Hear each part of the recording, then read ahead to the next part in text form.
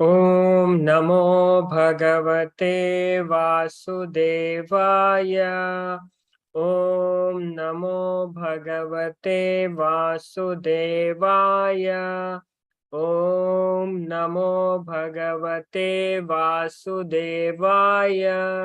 ನಾರಾಯಣಂ ನಮಸ್ಕೃತ್ಯಂ ನರಂ ಚೈವ ನರೋತ್ತಮಂ ದೇವೀಂ ಸರಸ್ವತಿಂ ವ್ಯಾಸಂ ತತೋ ಜಯಮುದೀರಯೇತ್. ನಷ್ಟಪ್ರಾಯೇಷು ಭದ್ರೇಷು ನಿತ್ಯಂ ಭಾಗವತ ಸೇವಯಾ ಭಗವತಿ ಉತ್ತಮ ಶ್ಲೋಕೆ ಭಕ್ತಿರ್ಭವತಿ ನೈಷ್ಠಿಕಿ. ಹರೇ ಕೃಷ್ಣ. ಎಲ್ಲರಿಗೂ ಹರೇ ಕೃಷ್ಣ.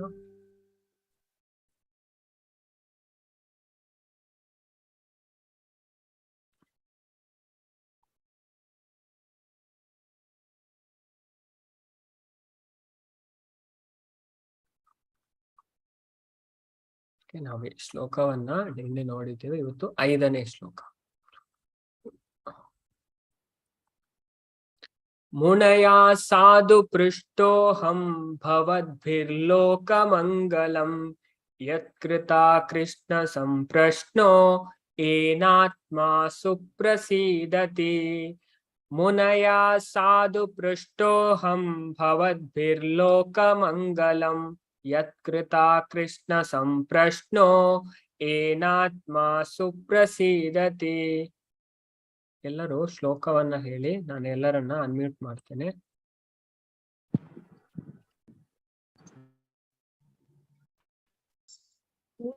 ಮುನಯಃ ಸಾಧು ಪೃಷ್ಟೋಹಂ ಭವದ್ಭಿರ್ಲೋಕಮಂಗಲಂ ಯತ್ಕೃತಃ ಕೃಷ್ಣ ಸಂಪ್ರಶ್ನೋ ಏನಾತ್ಮಾ ಸುಪ್ರಸೀದತಿ.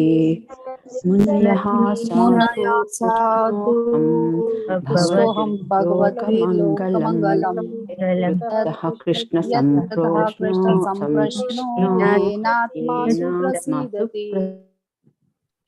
ಮುನಯ, ಹೇ ಋಷಿಗಳೇ, ಸಾಧು, ಇದು ಯುಕ್ತವಾಗಿದೆ, ಪೃಷ್ಟ, ಪ್ರಶ್ನಿಸಲ್ಪಟ್ಟವನಾಗಿ, ಅಹಂ, ನಾನು, ಭವದ್ಭಿ, ನಿಮ್ಮೆಲ್ಲರಿಂದಲೂ, ಲೋಕ, ಜಗತ್ತಿಗೆ, ಮಂಗಳಂ, ಕಲ್ಯಾಣಕರವಾದ, ಯತ್, ಏಕೆಂದರೆ, ಕೃತ, ಮಾಡಲ್ಪಟ್ಟಿತು, ಕೃಷ್ಣ, ದೇವೋತ್ತಮ ಪುರುಷನನ್ನು ಕುರಿತ, ಸಂಪ್ರಶ್ನ, ಪ್ರಸ್ತುತವಾದ ಪ್ರಶ್ನೆ, ಏನ, ಯಾವುದರಿಂದ, ಆತ್ಮವು ಸುಪ್ರಸೀದತಿ, ಸಂಪೂರ್ಣವಾಗಿ ಆನಂದಗೊಳ್ಳುತ್ತದೆ.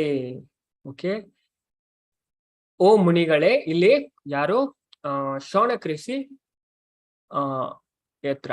ಓಕೆ, ಸೂತ ಗೋಸ್ವಾಮಿ ಹೇಳ್ತಾ ಇದ್ದಾರೆ, ಓ ಮುನಿಗಳೇ, ನೀವು ನನ್ನನ್ನು ಸಮಂಜಸವಾಗಿ ಪ್ರಶ್ನಿಸಿದ್ದೀರಿ. ನಿಮ್ಮ ಪ್ರಶ್ನೆಗಳು ಅತ್ಯಂತ ಸಮರ್ಪಕವಾಗಿದೆ. ಸೂತ ಗೋಸ್ವಾಮಿ ಹೇಳಿದ್ದಾರೆ, ನೀವು ಕೇಳಿದಂತ ಪ್ರಶ್ನೆ ತುಂಬಾ ಚೆನ್ನಾಗಿರುವ ಪ್ರಶ್ನೆ. ಓಕೆ. ಭವದ್ಭಿರ್ ಲೋಕಮಂಗಳಂ, ಇದು ಲೋಕಕ್ಕೆ ಕಲ್ಯಾಣಕರವಾದಂತ ಪ್ರಶ್ನೆ. ಇಂತಹ ಪ್ರಶ್ನೆ ಏಕೆಂದರೆ ಕಲ್ಯಾಣ ಹೇಗಾಗತ್ತಂದ್ರೆ, ಈ ಪ್ರಶ್ನೆ ಭಗವಂತನಿಗೆ ಸಂಬಂಧಿಸಿವೆ, ಏಕೆಂದರೆ ಅವು ಕೃಷ್ಣನಿಗೆ ಸಂಬಂಧಿಸಿವೆ. ಅದರಿಂದಾಗಿ ಜಗತ್ ಕಲ್ಯಾಣಕ್ಕೆ ಸಂಗತವಾಗಿವೆ. ಈ ಬಗೆಯ ಪ್ರಶ್ನೆಗಳು ಮಾತ್ರ ಪರಿಪೂರ್ಣ ಆತ್ಮತೃಪ್ತಿಗೆ ಅರ್ಹವಾದಂತಹವು. ಏನಾತ್ಮ ಸುಪ್ರಸೀದತಿ ಅಂತ ತಿಳಿಸ್ತಾರೆ. ಯತ್ಕೃತ ಕೃಷ್ಣ ಸಂಪ್ರಶ್ನೋ, ನೀವು ಕೇಳಿರುವಂತಹ ಪ್ರಶ್ನೆ ಭಗವಂತನಿಗೆ ಸಂಬಂಧಿಸಿದ. ಅದರಿಂದ ಈ ಪ್ರಶ್ನೆಯಿಂದ ಲೋಕ ಕಲ್ಯಾಣ ಆಗುತ್ತೆ. ಅದನ್ನ ಯಾರಾದ್ರೂ ಭಾವಾರ್ಥ ಓದಿ, ನಾನು ಅನ್ಮ್ಯೂಟ್ ಮಾಡ್ತೇನೆ.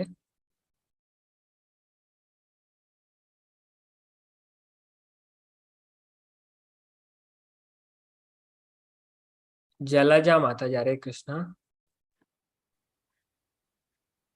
ನಮಸ್ಕಾರ ಪ್ರಭುಜಿ. ಹರೇ ಕೃಷ್ಣ. ಹರೇ ಕೃಷ್ಣ ಪ್ರಭುಜಿ. ಭಾಗವತದಲ್ಲಿ ಪರಾತ್ಪರ ಸತ್ಯವನ್ನು ಅರಿಯಬೇಕು ಎಂದು ಈ ಹಿಂದೆಯೇ ಹೇಳಿದೆ. ಆದ್ದರಿಂದಾಗಿ ನೈಮಿಷಾರಣ್ಯದ ಋಷಿಗಳ ಪ್ರಶ್ನೆಗಳು ಸಮರ್ಪಕ ಹಾಗೂ ಸಮಂಜಸವಾಗಿವೆ. ಅಲ್ಲದೆ ಅವು ಕೃಷ್ಣನಿಗೆ ಸಂಬಂಧಪಟ್ಟಿವೆ. ಅವು ಪರಮಪುರುಷನೂ ಪರಾತ್ಪರ ಸತ್ಯನೂ ಆದ ಕೃಷ್ಣನಿಗೆ ಸಂಬಂಧಪಟ್ಟಿವೆ. ಅವನನ್ನು, ಅಂದರೆ ಭಗವಂತನಾದ ಶ್ರೀಕೃಷ್ಣನನ್ನು ಕಾಣುವ ಒತ್ತಾಸೆಯೇ ವೇದದ ಗುರಿ, ಅಲ್ಲದೆ ಬೇರೇನೂ ಅಲ್ಲ ಎಂದು ಭಗವದ್ಗೀತೆಯಲ್ಲಿ 15 15 ಪರಮಪುರುಷನೇ ಹೇಳಿದ್ದಾನೆ.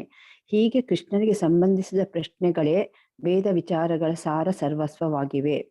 ಇಡೀ ಜಗತ್ತು ಪ್ರಶ್ನೆ ಮತ್ತು ಉತ್ತರಗಳಿಂದ ತುಂಬಿ ಹೋಗಿದೆ.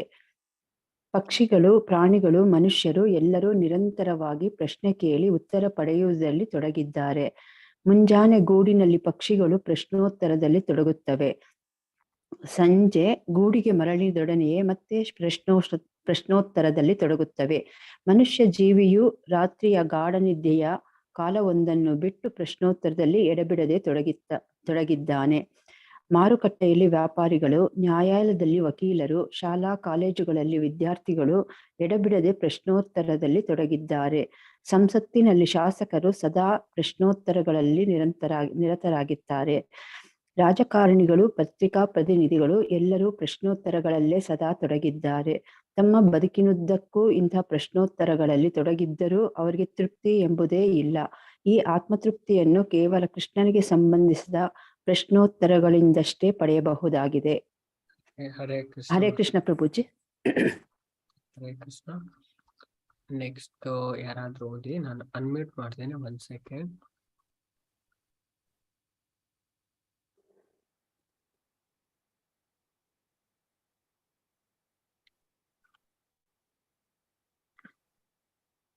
ಪುಷ್ಪಾ ಮಾತಾಜಿ. ಹರೇ ಕೃಷ್ಣ ಮಾತಾಜಿ. ನಿಮ್ಮ ವಾಯ್ಸ್ ಕೇಳಿಸ್ತಾ ಇಲ್ಲ ಮಾತಾಜಿ. ಹರೇ ಕೃಷ್ಣ ಪ್ರಭುಜಿ. ಕೇಳಿಸ್ತಾ ಇದೆ ಮಾತಾಜಿ, ಹೇಳಿ. ನಮ್ಮ ತುಂಬಾ ಸಲುಗೆಯ ಸ್ವಾಮಿ, ಗೆಳೆಯ, ತಂದೆ ಅಥವಾ ಮಗ, ಮೃದುರ ಪ್ರೇಮಕ್ಕೂ ಪಾತ್ರನಾದವನು. ಕೃಷ್ಣನನ್ನು ಮರೆತು ನಾವು ಪ್ರಶ್ನೋತ್ತರಕ್ಕೆ ವಿಶೇಷವಾಗಿ ಅನೇಕ ಸಂಗತಿಗಳನ್ನು ಪ್ರಶ್ನಿಸಿದ್ದಾನೆ. ಆದರೆ ಅದು ಯಾವುದೂ ನಮಗೆ ಪೂರ್ಣ ತೃಪ್ತಿಯನ್ನು ಕೊಡಲು ಶಕ್ತವಾಗಿಲ್ಲ. ಕೃಷ್ಣನಲ್ಲದೆ ಮಿಕ್ಕೆಲ್ಲವೂ ತಾತ್ಕಾಲಿಕ ತೃಪ್ತಿಯನ್ನು ಕೊಡಬಲ್ಲವು. ಆದ್ದರಿಂದ ನಾವು ಪೂರ್ಣ ತೃಪ್ತಿಯನ್ನು ಹೊಂದಬೇಕಾದರೆ ಕೃಷ್ಣನನ್ನು ಕುರಿತೇ ಪ್ರಶ್ನೆಗಳನ್ನು ಕೇಳಬೇಕು, ಉತ್ತರವನ್ನು ಪಡೆಯಬೇಕು. ಪ್ರಶ್ನೆ ಕೇಳಿದೆ ಉತ್ತರ ಕೊಡದೆ ನಾವು ಒಂದು ಕ್ಷಣವೂ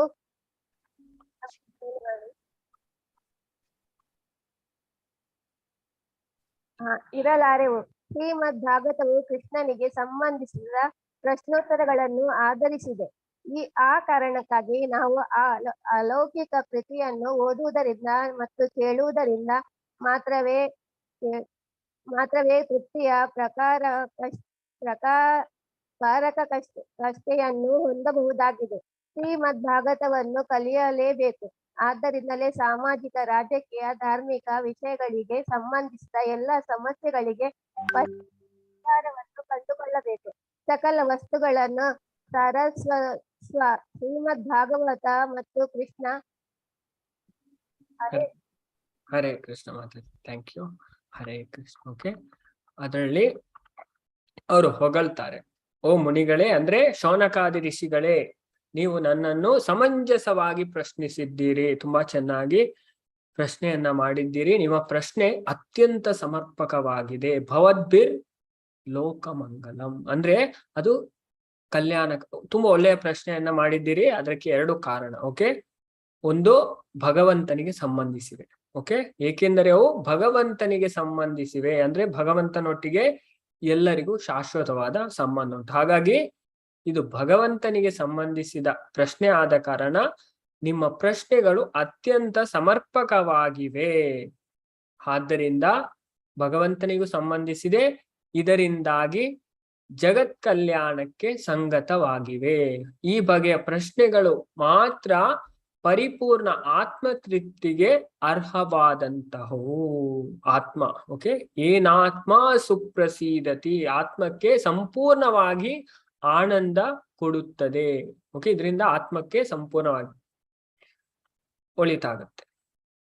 ಹಾಗಾಗಿ ನಾವು ಆತ್ಮ, ಓಕೆ, ಆತ್ಮಕ್ಕೋಸ್ಕರ ನಾವು ಎಲ್ಲವನ್ನ ಮಾಡ್ಬೇಕು. ಹಾಗಾಗಿ ಪ್ರಭುಪಾದರು ಈ ಮೊದಲು ಭಾವಾರ್ಥದಲ್ಲೇ ತಿಳಿಸ್ತಾರೆ, ಭಾಗವತದಲ್ಲಿ ಪರಸ್ಪರ ಸತ್ಯವನ್ನು ಅರಿಯಬೇಕು ಎಂದು ಈ ಹಿಂದೆ ಹೇಳಿದೆ, ಇದಕ್ಕಿಂತ ಮುಂಚೆ ಹೇಳಿದೆ. ಓಕೆ, ಮೊದಲನೇ ಅಧ್ಯಾಯದಲ್ಲಿ. ಓಕೆ, ಭಾಗವತದಿಂದ ಪರಸ್ಪರ ಸತ್ಯವನ್ನು ಅರಿಯಬೇಕು ಎಂದು ಹಿಂದೆ ಹೇಳಿದೆ. ಅದರಿಂದಾಗಿ ನೈಮಿಷಾರಣ್ಯದ ಋಷಿಗಳ ಪ್ರಶ್ನೆಗಳು ಸಮರ್ಪಕ ಹಾಗೂ ಸಮಂಜಸವಾಗಿದೆ. ಒಂದನೆಯದ್ದು, ಅವರ ಪ್ರಶ್ನೆ ಭಗವಂತನಿಗೆ ಸಂಬಂಧಪಟ್ಟಿದೆ. ಓಕೆ, ಅದರಿಂದ ಜಗತ್ತಿಗೆ ಕಲ್ಯಾಣ ಆಗುತ್ತೆ. ಅಲ್ಲದೆ ಅವು ಕೃಷ್ಣನಿಗೆ ಸಂಬಂಧಪಟ್ಟಿವೆ.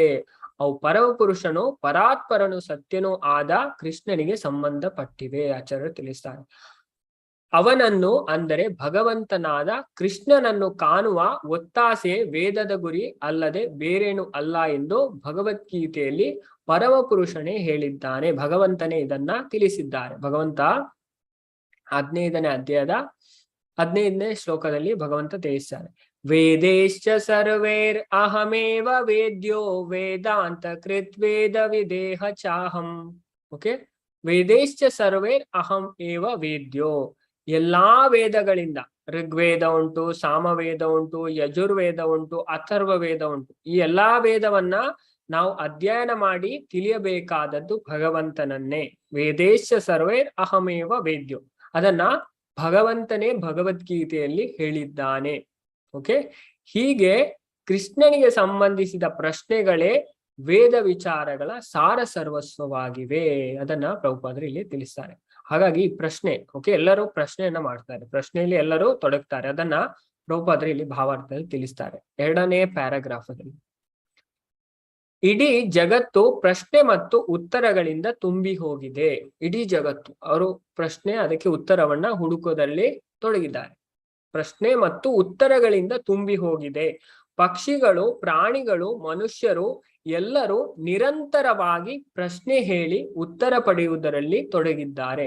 ಎಲ್ಲರೂ, ಪಕ್ಷಿಗಳಾಗಿರ್ಬೋದು, ಪ್ರಾಣಿಗಳಾಗಿರ್ಬೋದು, ಮನುಷ್ಯರಾಗಿರ್ಬೋದು, ಎಲ್ಲರೂ ನಿರಂತರವಾಗಿ ಪ್ರಶ್ನೆ ಕೇಳಿ ಉತ್ತರ ಪಡೆಯುವುದರಲ್ಲಿ ತೊಡಗಿದ್ದಾರೆ. ಮುಂಜಾನೆ ಗೂಡಿನಲ್ಲಿ ಪಕ್ಷಿಗಳು ಪ್ರಶ್ನೋತ್ತರದಲ್ಲಿ ತೊಡಗುತ್ತವೆ. ಬೆಳಗಿನ ಜಾವವೇ ಗೂಡಿನಲ್ಲಿ ಪಕ್ಷಿಗಳು ಪ್ರಶ್ನೋತ್ತರದಲ್ಲಿ ತೊಡಗುತ್ತವೆ. ಸಂಜೆ ಗೂಡಿಗೆ ಮರಳಿದೊಡನೆ ಮತ್ತೆ ಪ್ರಶ್ನೋತ್ತರದಲ್ಲಿ ತೊಡಗುತ್ತವೆ. ಮನುಷ್ಯ ಜೀವಿಯು ರಾತ್ರಿಯ ಗಾಢ ನಿದ್ದೆಯ ಕಾಲವೊಂದನ್ನು ಬಿಟ್ಟು ಪ್ರಶ್ನೋತ್ತರದಲ್ಲಿ ಎಡೆಬಿಡದೆ ತೊಡಗುತ್ತಾನೆ. ಮನುಷ್ಯನು ಸಹ, ಪ್ರಭುಪಾದರು ಇಲ್ಲಿ ಸ್ಪಷ್ಟವಾಗಿ ತಿಳಿಸ್ತಾರೆ, ಮನುಷ್ಯನು ಈ ನಿದ್ರೆಯನ್ನ ಬಿಟ್ರೆ ನಾವು ಇಡೀ ದಿವಸ ಪ್ರಶ್ನೋತ್ತರದಲ್ಲಿ ತೊಡಗಿರ್ತೇವೆ. ಮಾರುಕಟ್ಟೆಯಲ್ಲಿ ವ್ಯಾಪಾರಿಗಳು, ಓಕೆ, ನಾವು ಮಾರುಕಟ್ಟೆಯಲ್ಲಿ ಅದಕ್ಕೆ ಅದರ ಬೆಲೆ ಎಷ್ಟು, ಇದರ ಬೆಲೆ ಎಷ್ಟು ಪ್ರಶ್ನೆ ಮಾಡ್ತೇವೆ. ಓಕೆ, ನಾವು ಅಕ್ಕಿ ತರ್ಲಿಕ್ಕೆ, ಗೋಧಿ ತರ್ಲಿಕ್ಕೆ, ಎಲ್ಲ ತರಕಾರಿ ತರ್ಲಿಕ್ಕೆ ಹೋಗ್ತೇವೆ. ಆಗ ಇದ್ರ ಟೊಮೆಟೊದ ಬೆಲೆ ಎಷ್ಟು, ಹಾಗಾಗಿ ತುಂಬಾ ಪ್ರಶ್ನೆಯನ್ನ ಮಾಡ್ತೇವೆ. ಅದನ್ನ ಪ್ರಭುಪಾದರು ಇಲ್ಲಿ ತಿಳಿಸ್ತಾರೆ. ಮಾರುಕಟ್ಟೆಯಲ್ಲಿ ವ್ಯಾಪಾರಿಗಳು, ನ್ಯಾಯಾಲಯದಲ್ಲಿ ವಕೀಲರು, ಶಾಲೆ ಕಾಲೇಜುಗಳಲ್ಲಿ ವಿದ್ಯಾರ್ಥಿಗಳು ಎಡೆಬಿಡದೆ ಪ್ರಶ್ನೋತ್ತರದಲ್ಲಿ ತೊಡಗಿದ್ದಾರೆ. ಎಲ್ಲರೂ ಈ ಪ್ರಶ್ನೋತ್ತರದಲ್ಲಿ ತೊಡಗಿದ್ದಾರೆ. ಸಂಸತ್ತಿನಲ್ಲಿ ಶಾಸಕರು ಸದಾ ಪ್ರಶ್ನೋತ್ತರಗಳಲ್ಲಿ ನಿರತರಾಗಿದ್ದಾರೆ. ರಾಜಕಾರಣಿಗಳು, ಪತ್ರಿಕಾ ಪ್ರತಿನಿಧಿಗಳು ಎಲ್ಲರೂ ಪ್ರಶ್ನೋತ್ತರಗಳಲ್ಲಿ ಸದಾ ತೊಡಗಿದ್ದಾರೆ. ತಮ್ಮ ಬದುಕಿನುದ್ದಕ್ಕೂ ಇಂತಹ ಪ್ರಶ್ನೋತ್ತರಗಳಲ್ಲಿ ತೊಡಗಿದ್ದರೂ ಅವರಿಗೆ ತೃಪ್ತಿ ಎಂಬುದೇ ಇಲ್ಲ. ಓಕೆ, ಎಲ್ಲ ತುಂಬಾ ಪ್ರಶ್ನೆಯನ್ನ ಮಾಡ್ತೇವೆ. ಹಾಗಾಗಿ ನಮಗೆ ಉತ್ತರ ಸಿಕ್ಕಿದ್ರು ಅದರಲ್ಲಿ ತೃಪ್ತಿ ಎನ್ನುವುದೇ ಇಲ್ಲ. ಯಾಕೆಂದ್ರೆ ಅವು ಭಗವಂತನಿಗೆ ಸಂಬಂಧಪಟ್ಟಿಲ್ಲ. ಓಕೆ, ಭಗವಂತನಿಗೆ ಸಂಬಂಧಪಟ್ಟ ಪ್ರಶ್ನೆಯಿಂದ ಮಾತ್ರ ನಮಗೆ ಅದಕ್ಕೆ ಉತ್ತರ ಪಡೆದಾಗ ಮಾತ್ರ ತೃಪ್ತಿಯಾಗುವುದು. ಅವರಿಗೆ ತೃಪ್ತಿಯೇ ಎಂಬುದೇ ಇಲ್ಲ. ಈ ಆತ್ಮ ತೃಪ್ತಿಯನ್ನು ಕೇವಲ ಕೃಷ್ಣನಿಗೆ ಸಂಬಂಧಿಸಿದ ಪ್ರಶ್ನೋತ್ತರಗಳಿಂದಷ್ಟೇ ಪಡೆಯಬಹುದಾಗಿದೆ. ಹಾಗೆ ಮಾಡಿದ್ರೆ ಏನಾತ್ಮ ಸುಪ್ರಸೀದತಿ ಅಂತ ಆಗ್ಬೋದು. ಓಕೆ, ಆತ್ಮಕ್ಕೆ ಸಂಪೂರ್ಣ ಆನಂದ ಸಿಗ್ಬೋದು. ಹಾಗಾಗಿ ಪ್ರಭುಪಾದ 3ನೇ ಪ್ಯಾರಾಗ್ರಾಫ್ ಅಲ್ಲಿ ತಿಳಿಸ್ತಾರೆ, ಕೃಷ್ಣ ನಮ್ಮ ತುಂಬಾ ಸಲುಗೆಯ ಸ್ವಾಮಿ. ಗೆಳೆಯ, ತಂದೆ ಅಥವಾ ಮಗ ಮಧುರ ಪ್ರೇಮಕ್ಕೂ ಪಾತ್ರನಾದವನು. ಭಗವಂತನ ಜೊತೆ ನಾವು 5 ತರದಲ್ಲಿ ಸಂಬಂಧವನ್ನ ಸ್ಥಾಪನೆ ಮಾಡ್ಬೋದು. ಒಂದು ಶಾಂತ, ದಾಸ್ಯ, ಸಾಕ್ಯ, ಮಾಧುರ್ಯ, ವಾತ್ಸಲ್ಯ. ಶಾಂತ, ಓಕೆ, ಶಾಂತವಾಗಿ ತಟಸ್ಥವಾಗಿ ಭಗವಂತನಲ್ಲಿ, ಯೋಗಿಗಳು ಆ ಭಗವಂತನಲ್ಲಿ ಶಾಂತ ಇದರಲ್ಲಿ ಸಂಬಂಧವನ್ನ ಸ್ಥಾಪನೆ ಮಾಡಿ. ದಾಸ್ಯ, ಓಕೆ, ದಾಸ್ಯಗೆ ಉದಾಹರಣೆ ಹನುಮಾನ್. ಓಕೆ, ಹನುಮಾನ್. ಹಾಗೆ ಸಖ್ಯ ಅಂದ್ರೆ ಅರ್ಜುನ, ಇದಕ್ಕೆ ಉದಾಹರಣೆ. ಓಕೆ, ಮಿತ್ರನ ರೂಪದಲ್ಲಿ. ಓಕೆ, ವಾತ್ಸಲ್ಯ ಯಶೋಧ. ಓಕೆ, ವಾತ್ಸಲ್ಯಕ್ಕೆ ಉದಾಹರಣೆ. ನಂತರ ಮಾಧುರ್ಯ, ಓಕೆ, ಗೋಪಿಯರು. ಓಕೆ, ಈ ತರದಲ್ಲಿ ನಮ್ಮಕ್ಕೆ ಪ್ರೇಮಕ್ಕೂ ಪಾತ್ರನಾದವನು. ಭಗವಂತನ ಜೊತೆ ನಮ್ಮ 5 ತರದಲ್ಲಿ ಇದನ್ನ ಸಂಬಂಧವನ್ನ ಸ್ಥಾಪಿಸಬಹುದು. ಕೃಷ್ಣನನ್ನು ಮರೆತು ನಾವು ಪ್ರಶ್ನೋತ್ತರಕ್ಕೆ ವಿಷಯವಾದ ಅನೇಕ ಸಂಗಾತಿಗಳನ್ನು ಸೃಷ್ಟಿಸಿದ್ದೇವೆ. ಭಗವಂತನನ್ನು ಮರೆತು ಬೇರೆ ತುಂಬಾ ಪ್ರಶ್ನೋತ್ತರ ವಿಷಯವಾದ ಅನೇಕ ಸಂಗಾತಿಗಳನ್ನು ಸೃಷ್ಟಿಸಿದೆ. ಆದರೆ ಅದು ಯಾವುದೂ ನಮಗೆ ಪೂರ್ಣ ತೃಪ್ತಿ ಕೊಡಲು ಶಕ್ತವಾಗಿಲ್ಲ. ನಾವು ಭಗವಂತನ ಬಿಟ್ಟು ಬೇರೆ ಯಾವ್ದು ಅಂದ್ರೆ ನಮಗೆ ಈ ಭೌತಿಕ ಜಗತ್ತಿನಲ್ಲಿ ತಿಳಿಲಿಕ್ಕೆ ತುಂಬಾ ಉಂಟು. ಓಕೆ, ಆದ್ರೆ ನಾವು ಮೊದಲು ಪ್ರಶ್ನೆ ಈ ಎಲ್ಲವನ್ನ ಸೃಷ್ಟಿ ಮಾಡಿದ್ದಾರೆ ಅವರ ಬಗ್ಗೆ ತಿಳಿಬೇಕಾದ ತುಂಬಾ ಮುಖ್ಯವಾದ ವಿಷಯ.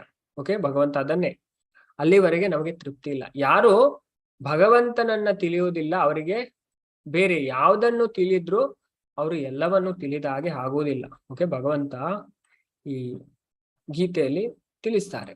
ಓಕೆ, ಇಲ್ಲಿ ಭಗವಂತ ಹೇಳ್ತಾರೆ ನೋಡಿ, 19ನೇ ಶ್ಲೋಕದಲ್ಲಿ ನಾವು ಭಗವಂತನ ಬಗ್ಗೆ ತಿಳಿಲೇಬೇಕು, ಅನಿವಾರ್ಯ. ಓಕೆ, ಇಂಪಾರ್ಟೆನ್ಸ್ ಅಲ್ಲ, ಅನಿವಾರ್ಯ, ತಿಳಿಲೇಬೇಕು. ಭಗವಂತ ಇಲ್ಲಿ ತಿಳಿಸ್ತಾರೆ ನೋಡಿ, ಗೀತೆಯಲ್ಲಿ ಹೇಳ್ತಾರೆ. ಓಕೆ, ತುಂಬಾ ಈ ಪುರುಷೋತ್ತಮ ಯೋಗ ತುಂಬಾ ರಹಸ್ಯವಾದ ವೇದದ ಜ್ಞಾನವನ್ನ ಭಗವಂತ ಕೊಡ್ತಾರೆ.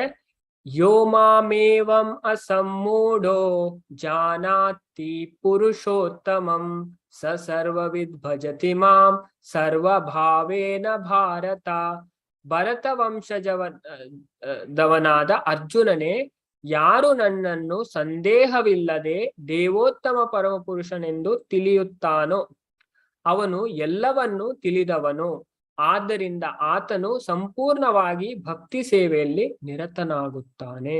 ಯಾರೋ ಭಗವಂತನ ತಿಳಿತಾರೆ ಅಂತ ಅವರು ಆ ಭಗವಂತನ ಭಕ್ತಿ ಸೇವೆಯಲ್ಲಿ ಸಂಪೂರ್ಣವಾಗಿ ನಿರತರಾಗ್ತಾನೆ. ಓಕೆ, ಅದನ್ನ ಅವನು ಎಲ್ಲವನ್ನೂ ತಿಳಿದವನು.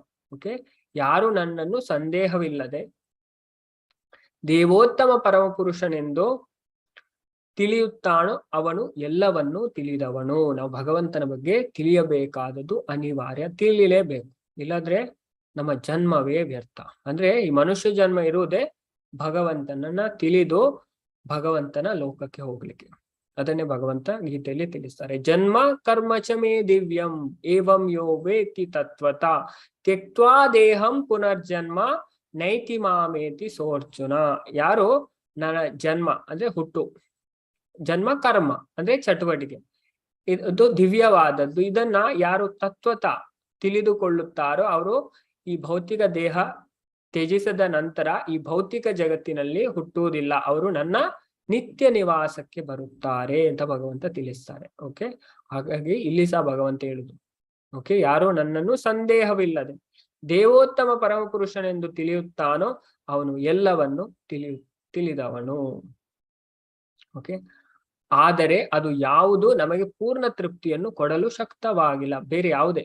ಓಕೆ, ಹಾಗಾಗಿ ಭಗವಂತನನ್ನ ತಿಳಿಬೇಕಾದ್ದು ತುಂಬಾ ಮುಖ್ಯವಾದದ್ದು.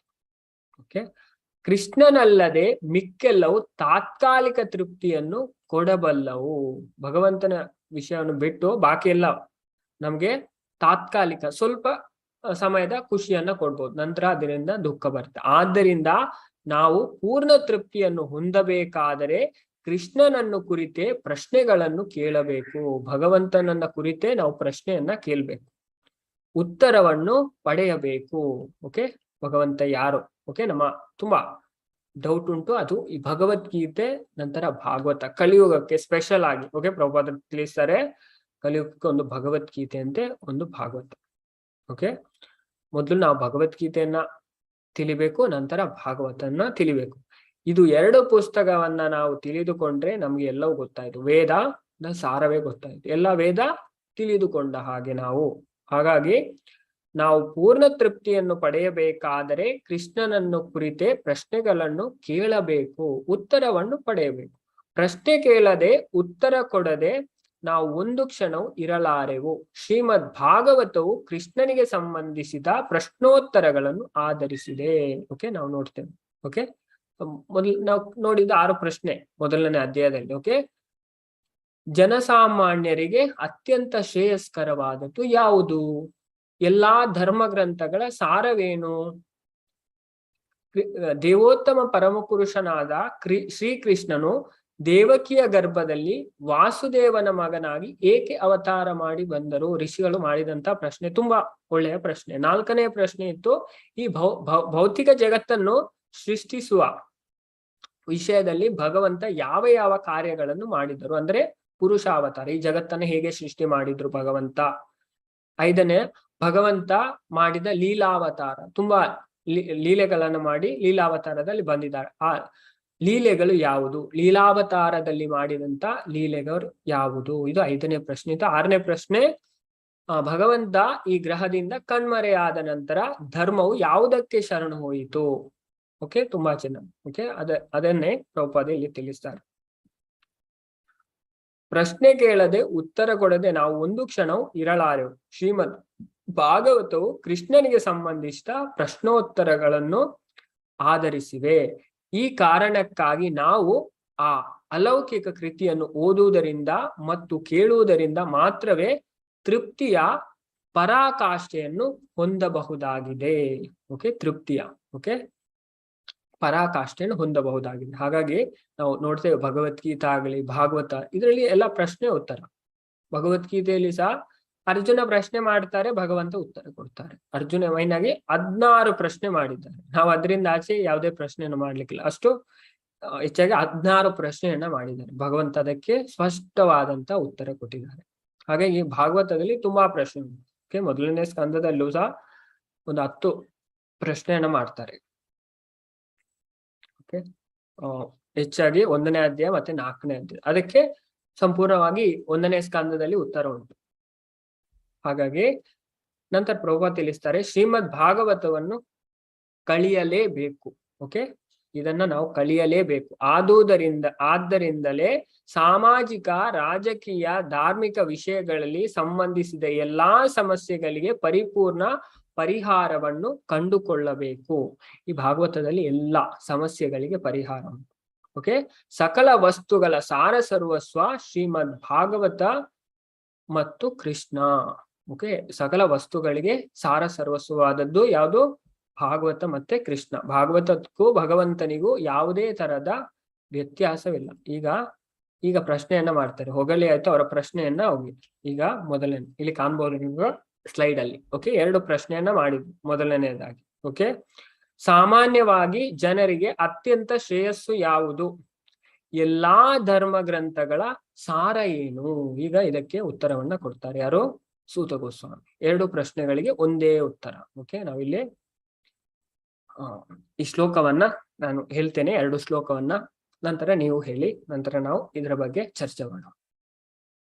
ಇದು ಆ ಪ್ರಶ್ನೆಗೆ ಉತ್ತರ. 6ನೇ ಮತ್ತೆ 7ನೇ ಶ್ಲೋಕ. ಮೊದಲನೇ ಅಧ್ಯಾಯದಲ್ಲಿ ನಾವು 9ನೇ ಶ್ಲೋಕ ಮತ್ತು 11ನೇ ಶ್ಲೋಕದಲ್ಲಿ ಪ್ರಶ್ನೆ ಕೇಳಿದ್ವಿ. 9ನೇ ಶ್ಲೋಕದಲ್ಲಿ ಕೇಳಿದಂತ ಪ್ರಶ್ನೆ ಇದು. ಮೊದಲನೇ ಅಧ್ಯಾಯದಲ್ಲಿ ಸಾಮಾನ್ಯವಾಗಿ ಜನರಿಗೆ ಅತ್ಯಂತ ಶ್ರೇಯಸ್ಸು ಯಾವುದು? ನಂತರ 11ನೇ ಶ್ಲೋಕದಲ್ಲಿ ಒಂದು ಪ್ರಶ್ನೆ ಕೇಳಿದ್ರು.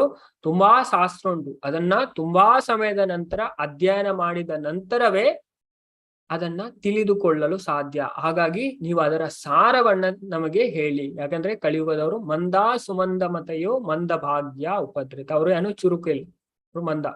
ಓಕೆ, ಸೋಮಾರಿಗಳು. ಓಕೆ, ಅದನ್ನ ತಿಳಿಸ್ತಾರೆ. ಹಾಗಾಗಿ ಎಲ್ಲಾ ಧರ್ಮ ಗ್ರಂಥಗಳ ಸಾರ ಏನು? ಅದಕ್ಕೆ ಇಲ್ಲಿ ಉತ್ತರವನ್ನ ಸೂತ ಗೋಸ್ವಾಮಿ ಕೊಡ್ತಾರೆ. ಯಾರಿಗೆ? ಶೌನಕಾದಿ ಋಷಿಗಳಿಗೆ. ಸವೇ ಪುಂಸಾಂ ಪರೋ ಧರ್ಮೋ ಯಥೋ ಭಕ್ತಿರ್ ಅಧೋಕ್ಷಜೆ ಅಹಿತುಕಿ ಅಪ್ರತಿಹತ ಯಯಾತ್ಮ ಸುಪ್ರಸೀದತಿ ವಾಸುದೇವೇ ಭಗವತಿ ಭಕ್ತಿ ಯೋಗ ಪ್ರಯೋಜಿತ ಜನಯದ್ಯಾಸು ವೈರಾಗ್ಯಂ ಜ್ಞಾನಂ ಚಾಯದ ಹೈತುಕಂ.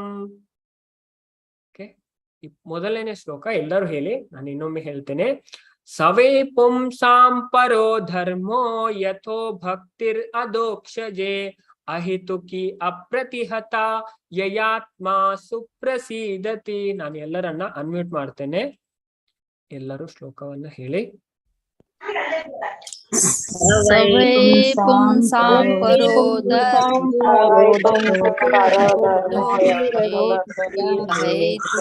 प्रतिहता यया संप्रसीदति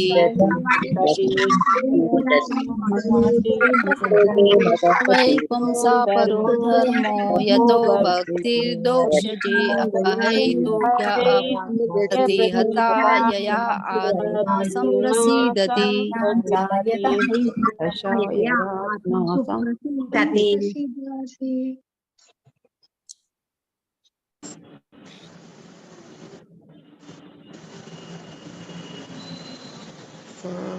तवे पुंसां परो धर्मो यथो भक्तिरदोक्षजे अहितुकी अप्रतिहता ಯಯಾತ್ಮ ಸುಪ್ರಸೀದತಿ.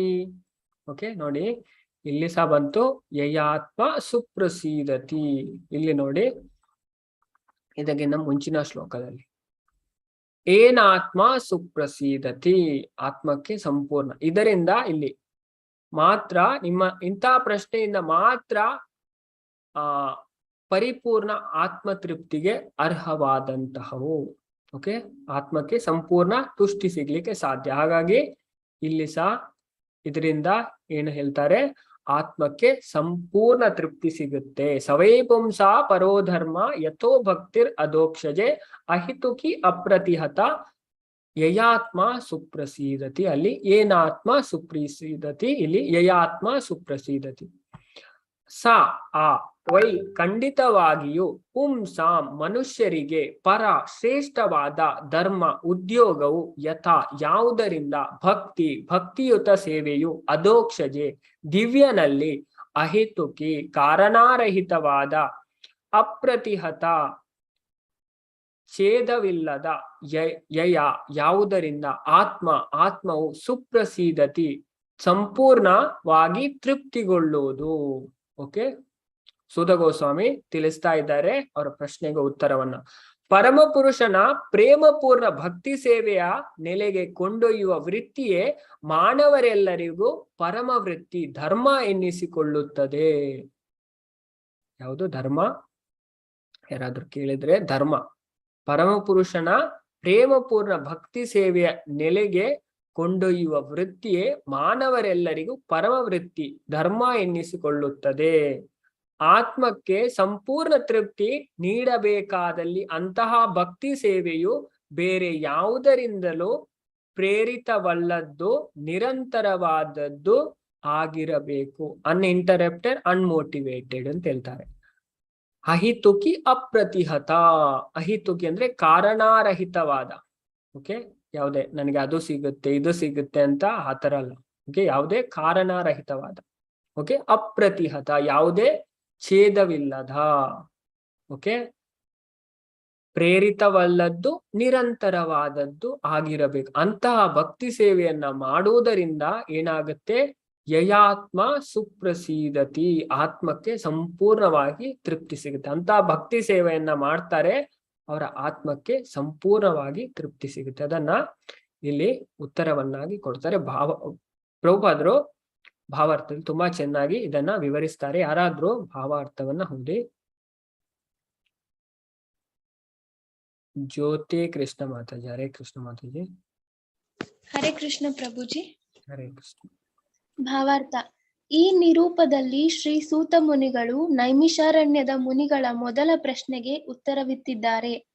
ಅಪೌರುಷೇಯ ಗ್ರಂಥಗಳ ವಿಸ್ತಾರವನ್ನು ಸಂಗ್ರಹಿಸಿಕೊಡುವಂತೆ, ಅವುಗಳ ಪ್ರಮುಖ ಭಾಗಗಳನ್ನು ಒದಗಿಸಿಕೊಡುವಂತೆ ಆ ಮುನಿಗಳು ಸೂತ ಮುನಿಗಳನ್ನು ಕೇಳಿದರು. ಆದ್ದರಿಂದ ಪತಿತರು ಅಥವಾ ಜನಸಾಮಾನ್ಯರು ಸುಲಭವಾಗಿ ಗ್ರಹಿಸಲು ಸಾಧ್ಯವಾಗುತ್ತದೆ. ವೇದಗಳು ಮನುಜರಿಗೆ 2 ರೀತಿಯ ವೃತ್ತಿ ಮಾರ್ಗಗಳನ್ನು ಬೋಧಿಸಿವೆ. ಅವುಗಳಲ್ಲೊಂದು ಪ್ರವೃತ್ತಿ ಮಾರ್ಗ, ಇಂದ್ರಿಯ ಸುಖವನ್ನು ಹೊಂದುವ ದಾರಿ. ಇನ್ನೊಂದು ನಿವೃತ್ತಿ ಮಾರ್ಗ, ವಿರಕ್ತಿಯನ್ನು ಪಡೆಯುವ ದಾರಿ. ಸುಖದ ದಾರಿ ಕನಿಷ್ಠ, ಅತ್ಯುತ್ಕೃಷ್ಟವಾದ ಉದ್ದೇಶ ಹೊಂದಿರುವ ತ್ಯಾಗದ ದಾರಿ ಶ್ರೇಷ್ಠ. ಜೀವಿಯ ಐಹಿಕ ಸ್ಥಿತಿಯು ವಾಸ್ತವ ಬದುಕಿನ ರೋಗಗ್ರಸ್ತ ಸ್ಥಿತಿಯಾಗಿದೆ. ಆಧ್ಯಾತ್ಮಿಕ ಸ್ಥಿತಿ ಅಥವಾ ಬ್ರಹ್ಮಭೂತ ಸ್ಥಿತಿಯೇ ವಾಸ್ತವ ಬದುಕು. ಆ ಬದುಕು ನಿತ್ಯವೂ ಪರಮಾನಂದ ಭರಿತವೂ ಜ್ಞಾನಪೂರ್ಣವೂ ಆದದ್ದು. ಐಹಿಕ ಸ್ಥಿತಿಯು ಅನಿತ್ಯವೂ ಭ್ರಮಾತ್ಮಕವೂ ಮತ್ತು ದುಃಖಮಯವೂ ಆದದ್ದು. ಅಲ್ಲಿ ಸುಖವೆಂಬುದೇ ಇಲ್ಲ. ವಿಪತ್ತುಗಳನ್ನು ದೂರ ಮಾಡುವ ವ್ಯರ್ಥ ಪ್ರಯತ್ನ ಮಾತ್ರ ಅಲ್ಲಿ ನಡೆದಿರುತ್ತದೆ. ವಿಪತ್ತು ಕ್ಷಣಕಾಲ ದೂರವಾಗುವುದನ್ನೇ ಸುಖವೆಂದೇ ತಪ್ಪಾಗಿ ಭಾವಿಸಲಾಗಿದೆ. ಅಭಿವೃದ್ಧಿಶೀಲ ಐಹಿಕ ಅನುಭೋಗ ಅನಿತ್ಯವೂ ದುಃಖಮಯವೂ ಭ್ರಮಾತ್ಮಕವೂ ಆಗಿರುವುದರಿಂದಲೇ ಕ್ಷುಲ್ಲಕವೆನಿಸಿದೆ. ಆದರೆ ಸರ್ವೋತ್ಕೃಷ್ಟನಾದ ದೇವನಿಗೆ ಸಲ್ಲಿಸುವ ಭಕ್ತಿ ಸೇವೆಯು ನಿತ್ಯವೂ ಆನಂದಭರಿತವೂ ಜ್ಞಾನಮಯವೂ ಆದ ಬದುಕಿಗೆ ಕರೆದೊಯ್ಯುವುದರಿಂದ ಅದನ್ನು ಶ್ರೇಷ್ಠ ಮಟ್ಟದ ವೃತ್ತಿ ಎಂದು ಕರೆಯಲಾಗಿದೆ.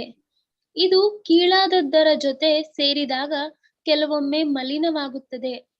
ಉದಾಹರಣೆಗೆ, ಐಹಿಕ ಲಾಭಕ್ಕಾಗಿ ಭಕ್ತಿ ಸೇವೆಯನ್ನು ಕೈಗೊಳ್ಳುವುದು ಖಂಡಿತವಾಗಿ ವಿರಕ್ತಿ ಮಾರ್ಗದ ಉನ್ನತಿಗೆ ಒಡ್ಡಿದ ವಿಘ್ನವೇ ಸರಿ.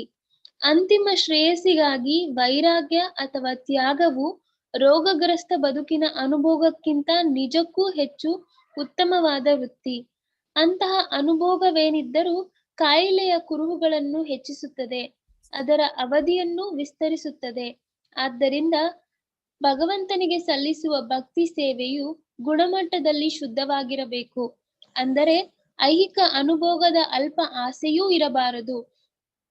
ಆದ್ದರಿಂದ ಅನಗತ್ಯ ಆಸೆ, ಫಲಾಪೇಕ್ಷೆಯುಳ್ಳ ಕ್ರಿಯೆ, ಊಹಾತ್ಮಕ ಚಿಂತನೆಗಳ ನೆರಳು ಸೋಕದ ಭಕ್ತಿ ಸೇವೆಯನ್ನು ಭಗವಂತನಿಗೆ ಸಲ್ಲಿಸುವುದೇ ಶ್ರೇಷ್ಠ ಮಟ್ಟದ ಕರ್ತವ್ಯ. ಅದನ್ನು ಪ್ರತಿಯೊಬ್ಬನೂ ಅಳವಡಿಸಿಕೊಳ್ಳಬೇಕು. ಭಗವಂತನ ಸೇವೆಯಲ್ಲಿ ತೊಡಗಿದವನಿಗೆ ಇದೊಂದೇ ನಿರಂತರ ನೆಮ್ಮದಿಯನ್ನು ನೀಡಬಲ್ಲದು. ಹರೇ ಕೃಷ್ಣ ಮಾತಾಜಿ, ಥ್ಯಾಂಕ್ ಯು. ಹರೇ ಕೃಷ್ಣ. ಹರೇ ಕೃಷ್ಣ.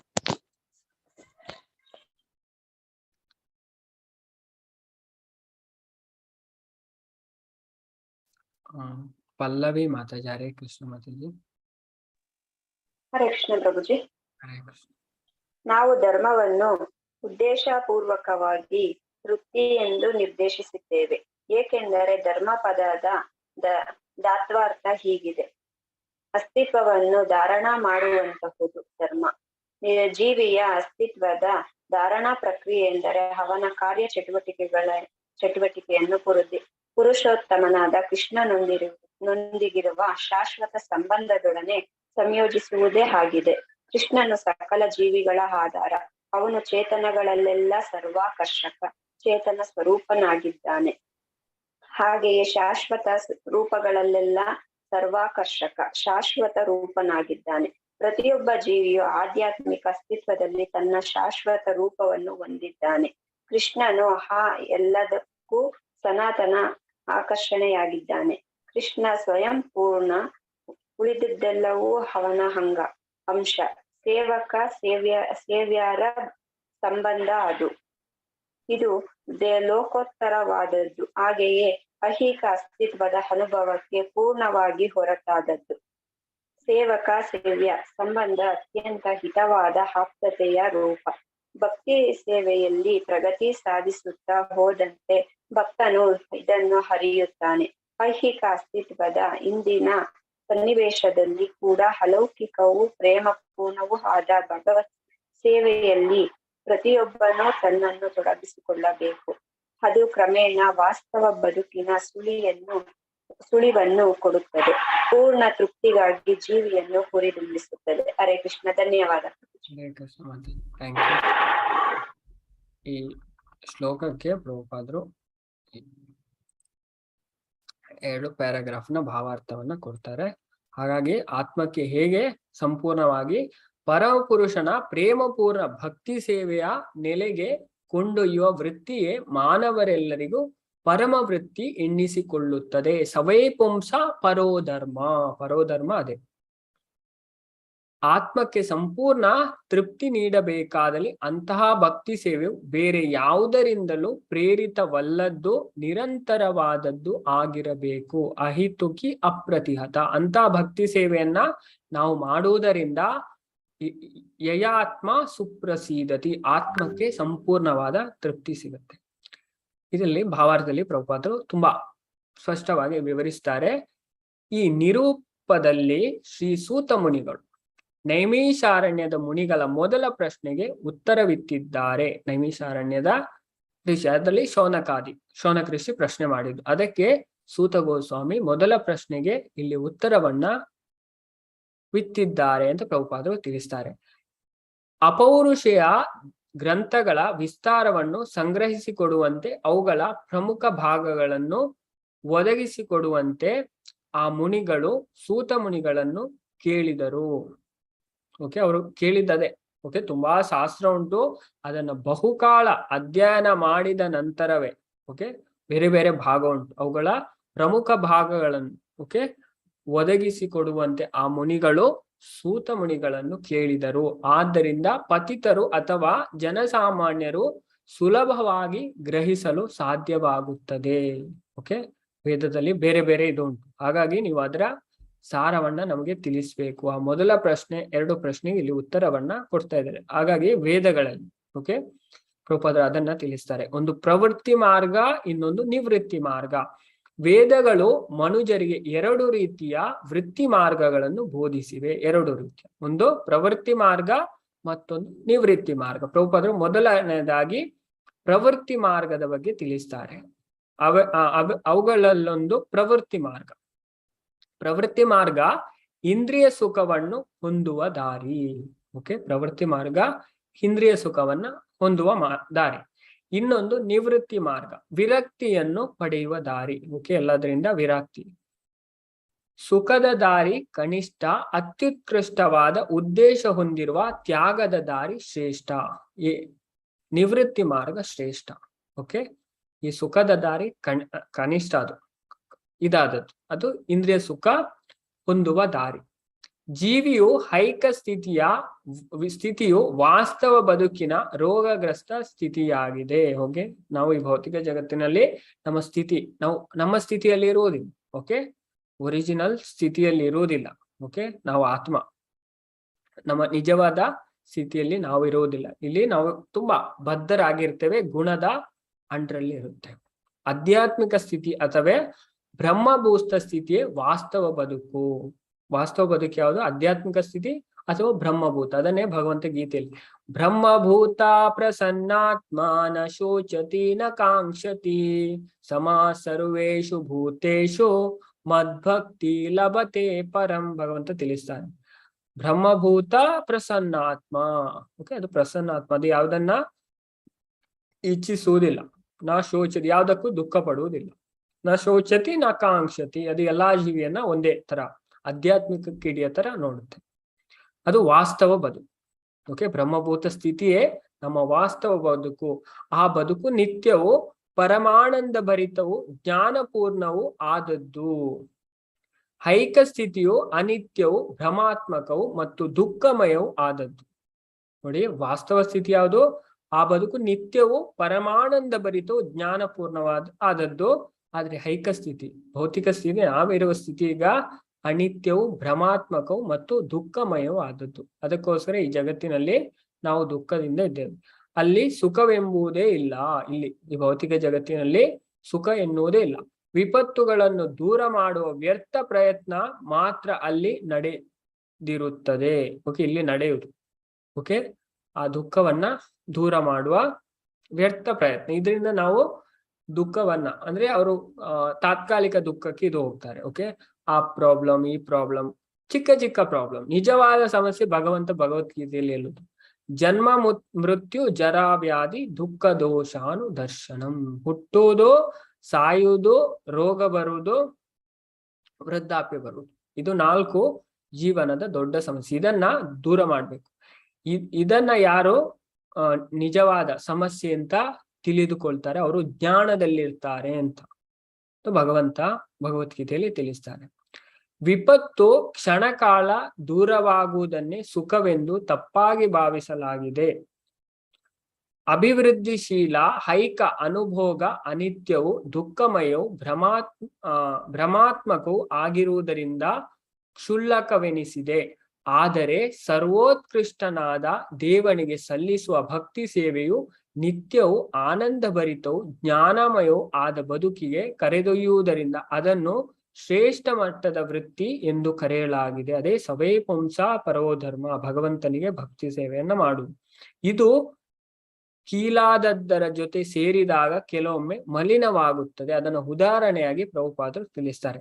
ಉದಾಹರಣೆಗೆ ಐಕ ಲಾಭಕ್ಕಾಗಿ ಭಕ್ತಿ ಸೇವೆಯನ್ನು ಕೈಗೊಳ್ಳುವುದು ಖಂಡಿತವಾಗಿ ವಿರಕ್ತಿ ಮಾರ್ಗದ ಉನ್ನತಿಗೆ ಒಡ್ಡಿದ ವಿಘ್ನವೇ ಸರಿ. ಓಕೆ, ವಿರಕ್ತಿ ಮಾರ್ಗಕ್ಕೆ ಉನ್ನತಿಗೆ ಒಡ್ಡಿದ ವಿಘ್ನವೇ ಸರಿ. ಹಾಗಾಗಿ ಭಕ್ತಿ ಸೇವೆಯನ್ನು ಹೇಗೆ ಮಾಡ್ಬೇಕು ಅಂತ ಪ್ರಭುಪಾದ ತಿಳಿಸ್ತಾರೆ. ಅಂತಿಮ ಶ್ರೇಯಸ್ಸಿಗಾಗಿ ವೈರಾಗ್ಯ ಮತ್ತು ತ್ಯಾಗವು ರೋಗಗ್ರಸ್ತ ಬದುಕಿನ ಅನುಭೋಗಕ್ಕಿಂತ ನಿಜಕ್ಕೂ ಹೆಚ್ಚು ಉತ್ತಮವಾದ ವೃತ್ತಿ.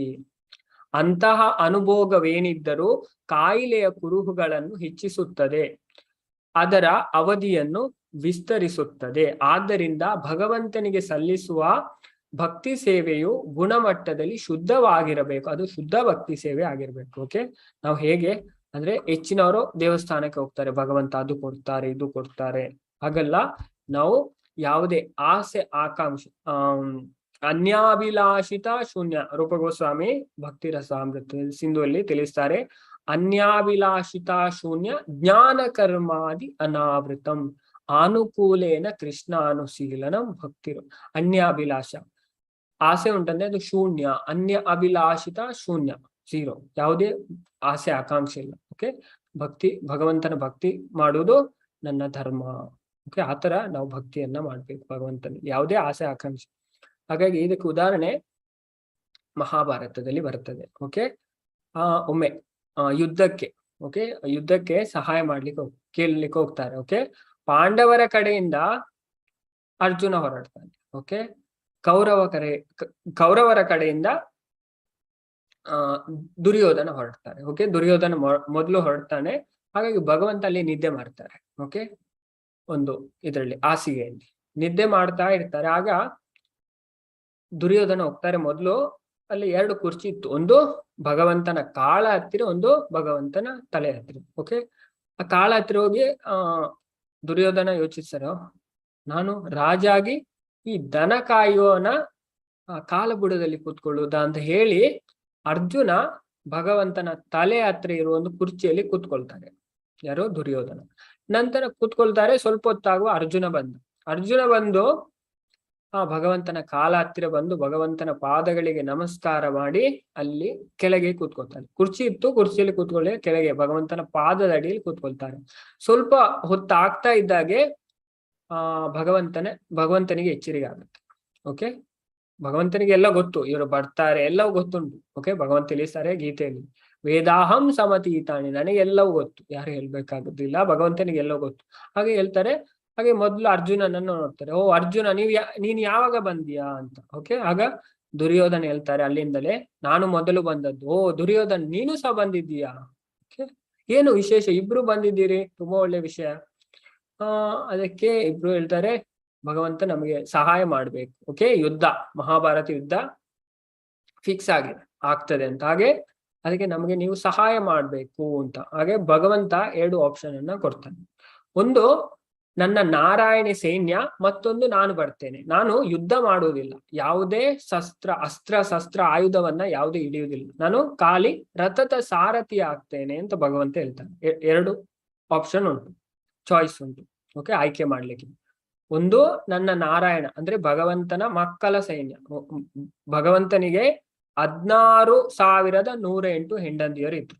ಅವರಿಗೆ ಒಬ್ಬೊಬ್ಬರಿಗೆ ಭಗವಂತ 10 ಮಕ್ಕಳನ್ನ ಕೊಟ್ಟಿದ್ದಾರೆ. ಹಾಗೆ ಆ ಸೈನ್ಯದಷ್ಟು ಮಕ್ಕಳಿತ್ತು ಭಗವಂತನಿಗೆ. ಹಾಗಾಗಿ ನನ್ನ ನಾರಾಯಣಿ ಸೈನ್ಯ. ಮತ್ತೊಂದು ಕಡೆ ಯುದ್ಧ ಮಾಡದ ಕೃಷ್ಣ ಅಂದ್ರೆ ಸಾರಥಿ ಆಗ್ತಾರೆ. ಓಕೆ, ರಥ ಓಡಿಸ್ಲಿಕ್ಕೆ.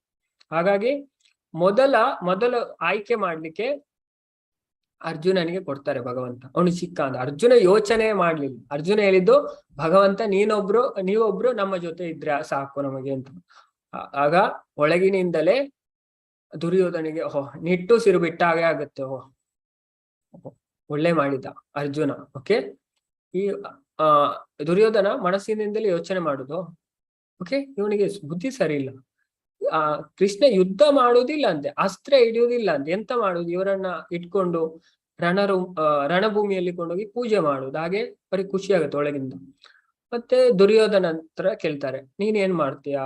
ಓಕೆ, ಉಳಿದದ್ದು ಉಂಟಲ್ಲ ಅಂತ. ತುಂಬಾ ಖುಷಿ ಆಯ್ತು. ಓಕೆ, ಅರ್ಜುನ ಭಗವಂತನನ್ನ ಚೂಸ್ ಮಾಡಿದ್ದಕ್ಕೆ ದುರ್ಯೋಧನ ತುಂಬಾ ಖುಷಿ ಆಗ್ತದೆ. ಓಕೆ, ನನಗೆ ನಾರಾಯಣ ಸೈನ್ಯ ಸಿಕ್ಕಿತು ಅಂತ ಆ ಸೈನ್ಯವನ್ನ ಕಟ್ಕೊಂಡು ದುರ್ಯೋಧನ ಹೊರಟು ಹೋಗ್ತಾರೆ. ಓಕೆ, ಸೈನ್ಯನ ಕಟ್ಕೊಂಡು. ನಂತರ ಹೊರಗೆ ಬಂದ್ಮೇಲೆ ಅರ್ಜುನಿಗೆ ಭಗವಂತ ಬೈತಾರೆ, ನಿನ್ಗೆ ಆ ನಾರಾಯಣ ಸೈನ್ಯ ಆದ್ರೂ ಕೇಳ್ಬಹುದಿತ್ತಲ್ಲ, ನನ್ನನ್ನೇ ಯಾಕೆ, ನಾನು ಯುದ್ಧ ಮಾಡುವುದಿಲ್ಲ, ಆಯುಧ ಹಿಡಿದೆ, ನನ್ನನ್ನೇ ಯಾಕೆ ಆಯ್ಕೆ ಮಾಡಿದೆ ಅಂತ. ಅದಕ್ಕೆ ಅರ್ಜುನ ಅಲ್ಲೇ ಹೇಳುದು, ಭಗವಂತ ನೀವೊಬ್ರು ನನ್ ಜೊತೆ ಇದ್ರೆ ಸಾಕು, ನನಗೆ ಬೇರೆ ಯಾವುದು ಬೇಡ. ಓಕೆ, ಹಾಗಾಗಿ ಅರ್ಜುನ ಯಾವುದೇ ಆಸೆ ಆಕಾಂಕ್ಷವನ್ನಿಟ್ಟಲ್ಲ. ಹಾಗೆ ನಾವು ಭಗವಂತನನ್ನ ಬಯಸ್ಬೇಕಂತೆ. ಓಕೆ, ನೀವೊಬ್ಬ ನನ್ ಜೊತೆ ಇದ್ರೆ ಸಾಕು. ಆತರ ಅರ್ಜುನ ಹೇಗೆ ಭಕ್ತಿ ಮಾಡಿದ್ರು ನಾವು ನೋಡ್ಬೋದು. ಹಾಗಾಗಿ ಅರ್ಜುನ ಕೃಷ್ಣನನ್ನ ಬಯಸಿದ ಕಾರಣ ನೋಡಿ, ಈ ಮಹಾಭಾರತ ಯುದ್ಧದಲ್ಲಿ ಅರ್ಜುನನಿಗೆ ಭಗವಂತ ವಿಜಯವನ್ನ ತಂದುಕೊಟ್ರು. ಓಕೆ, ಇದನ್ನ ಸಂಜಯನೇ ಕೊನೆಗೆ ತಿಳಿಸ್ತಾರೆ. ಅಂದ್ರೆ ಇಲ್ಲಾದ್ರೆ ಅರ್ಜುನ ಯಾವಾಗ್ಲೇ ಸಾಯ್ಬೇಕಿತ್ತು ಅಂತ ಮಹಾರಥರಿದ್ರು ಕೌರವರ ಪಕ್ಷದಲ್ಲಿ. ಭೀಷ್ಮ, ದ್ರೋಣ, ಕರ್ಣ, ಕೃಪ, ಅಶ್ವತ್ಥಾಮ, ದೊಡ್ಡವರು. ಓಕೆ, ದೊಡ್ಡ ವ್ಯಕ್ತಿ, ಅವರೆಲ್ಲ ಕೊಡ್ಲಿಕ್ಕೆ ತುಂಬಾ ಪ್ರಯತ್ನವನ್ನ ಮಾಡ್ತಾರೆ. ಓಕೆ, ಆದ್ರೂ ನಂತರ ತುಂಬಾ ಯುದ್ಧದಲ್ಲಿ ತುಂಬಾ ಜನ ಇದ್ರು. ಓಕೆ, ಒಬ್ಬ ನರಕಾಸುರನ ಮಗ ಭಗದತ್ತ ಅಂತ ಒಬ್ಬ ಇದ್ದ. ಅವನು ಒಂದು ತಪಸ್ಯವನ್ನ ಮಾಡಿ ವರಹ ಭಗವಂತನಿಂದ ಒಂದು ಅಸ್ತ್ರವನ್ನ ಪಡೆದಿದ್ರು. ಓಕೆ, ಆ ಅಸ್ತ್ರ ಪ್ರಯೋಗ ಮಾಡಿದ್ರೆ ಯಾರು ಉಳಿಯುವುದಿಲ್ಲ ಅಂತ ಅಸ್ತ್ರವನ್ನ ಅರ್ಜುನ ಮೇಲೆ ಪ್ರಯೋಗ ಮಾಡ್ತಾನೆ. ಆಗ ಭಗವಂತ ಎದ್ದು ನಿಂತು ರಥದಿಂದ ಅರ್ಜುನನಿಗೆ ಬೀಳುವುದು. ಅರ್ಜುನನಿಗೆ ಬಿದ್ರೆ ಅರ್ಜುನ ಸತ್ತೇ ಹೋಗ್ಬೇಕಿತ್ತು. ಅದನ್ನ ಭಗವಂತ ಎದೆಗೆ ತಗೊಳ್ತಾರೆ, ಅದು ವರಮಾಳೆಯಾಗಿ ಬೀಳ್ತದೆ. ನಂತರ ತುಂಬಾ ಸನ್ನಿವೇಶ. ಒಮ್ಮೆ ಅರ್ಜುನಿಗೆ ಕರ್ಣ ಸರ್ಪಾಸ್ತ್ರವನ್ನ ಪ್ರಯೋಗ ಮಾಡ್ತಾರೆ. ಓಕೆ, ಆ ಸರ್ಪಾಸ್ತ್ರ ಗುರಿ ತಪ್ಪುವುದೇ ಇಲ್ಲ. ಓಕೆ, ಅವನ ಅರ್ಜುನನ ಕುತ್ತಿಗೆಗೆ ಇಟ್ಟುಕೊಳ್ಬೇಕು ಅಂತ ಸರ್ಪಾಸ್ತ್ರವನ್ನ ಪ್ರಯೋಗ ಮಾಡ್ತಾರೆ. ಆಗ ಭಗವಂತ ಅಲ್ಲಿ ಭೂಮಿಯನ್ನೇ ಜರಿಯುವಾಗೆ ಮಾಡ್ತಾರೆ. ಓಕೆ, ಕೆಳಗೆ ಇದಾಗುವ ಹಾಗೆ. ಆಗ ಅವನ ಕಿರೀಟ ಹಾರಿ ಹೋಗುತ್ತೆ. ಓಕೆ, ಅದಕ್ಕೆ ಅರ್ಜುನಕ್ಕೆ ಇಲ್ಲಾದ್ರೆ ಅರ್ಜುನ ಸಾಯ್ಬೇಕಿತ್ತು. ಹಾಗೆ ತುಂಬಾ ಸನ್ನಿವೇಶದಲ್ಲಿ ಭಗವಂತ ಅರ್ಜುನನೆಲ್ಲ ಇದರಿಂದ ರಕ್ಷಣೆ ಮಾಡ್ತಾರೆ. ನಂತರ ಅಶ್ವತ್ಥಾಮನು ತುಂಬಾ ಬಾಣದಿಂದ ಎಲ್ಲ ಕವರ್ ಮಾಡ್ತಾರೆ. ಆಗ ಭಗವಂತ ಎಲ್ಲವನ್ನ ತೆಗಿಸ್ತಾರೆ. ತುಂಬಾ ಇದರಿಂದ ಪ್ರಯೋಗವನ್ನ ಮಾಡ್ತಾರೆ ತುಂಬಾ ಮಹಾರಥರು. ಆದ್ರೆ ಯಾರಿಂದಲೂ ಅರ್ಜುನನ ಒಂದು ರೋಮನು ಸಹ ಅಲುಗಾಡ್ಲಿಕ್ಕೆ ಭಗವಂತ ಬಿಡ್ಲಿಲ್ಲ. ಆ ತರದಲ್ಲಿ ರಕ್ಷಣೆಯನ್ನ ಮಾಡಿದ್ದಾರೆ. ಓಕೆ, ಹಾಗೆ ನಾವು ಭಗವಂತನನ್ನ ಆ ತರ ಇಚ್ಛೆ ಮಾಡ್ಬೇಕಂತೆ. ಹೆಚ್ಚಿನವರು ದೇವಸ್ಥಾನಕ್ಕೆ ಹೋಗ್ತಾರೆ, ನನಗೆ ಭಗವಂತ ಅದು ಕೊಡ್ತಾರೆ. ಆ ತರ ನಾವು ಯಾವ್ದಕ್ಕೋಸ್ಕರ ಭಕ್ತಿಯನ್ನ ಮಾಡಬಾರ್ದು. ನಾವು ಯಾವ್ದಕ್ಕೋಸ್ಕರ ಆಧ್ಯಾತ್ಮಿಕ ಪ್ರಗತಿಗೋಸ್ಕರ ಭಕ್ತಿಯನ್ನ ಮಾಡ್ಬೇಕು. ನೋಡಿ, ಇದನ್ನ ಪ್ರಭುಪಾದಲ್ಲಿ ತಿಳಿಸ್ತಾರೆ. ಐಕ ಲಾಭಕ್ಕಾಗಿ ಭಕ್ತಿ ಸೇವೆಯನ್ನು ಕೈಗೊಳ್ಳುವುದು ಖಂಡಿತವಾಗಿ ವಿರಕ್ತಿ ಮಾರ್ಗದ ಉನ್ನತಿಗೆ ಒಡ್ಡಿದ ವಿಘ್ನವೇ ಸರಿ.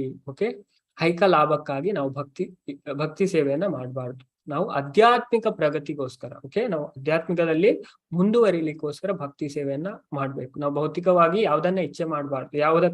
ಯಾವ್ದಕ್ಕೋಸ್ಕರ ಅಂದ್ರೆ ಎಲ್ಲವೂ ತಾತ್ಕಾಲಿಕವಾದದ್ದು. ನಾವು ಆತ್ಮಕ್ಕೋಸ್ಕರ ಎಲ್ಲವನ್ನ ಮಾಡ್ಬೇಕು.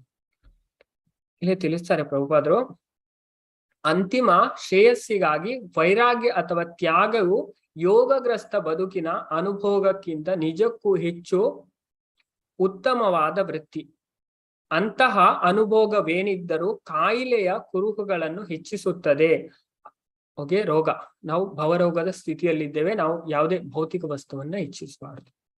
ಓಕೆ, ಅದರ ಅವಧಿಯನ್ನು ವಿಸ್ತರಿಸುತ್ತದೆ.